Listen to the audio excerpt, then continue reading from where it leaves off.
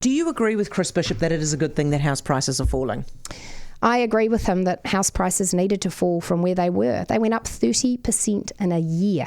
That is obviously, objectively unsustainable, both from a financial stability perspective, but also just from what kind of a New Zealand do we want to live in? Yep. Because I'm with him. I want this to be a property-owning democracy in which normal working people look forward to owning their own home. And so what that's about is the ratio of incomes to house prices. That had become unsustainable in New Zealand. But also we're putting our money into the wrong stuff.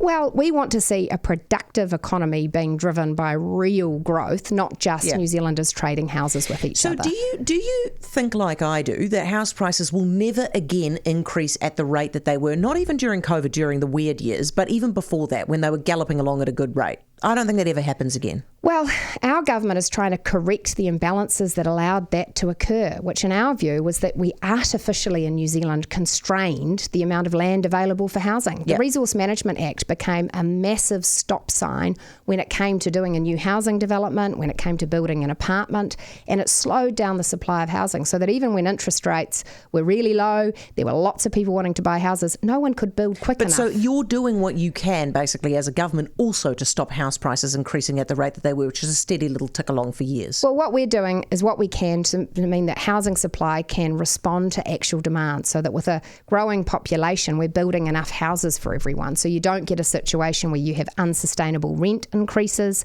where you have growing numbers of people depending on the government for housing, where you have house prices being so out of control that normal people on an average wage can't even dream of owning a house. Heather du Plessis-Allan Drive. Weekdays from 4, only on News Talk ZB.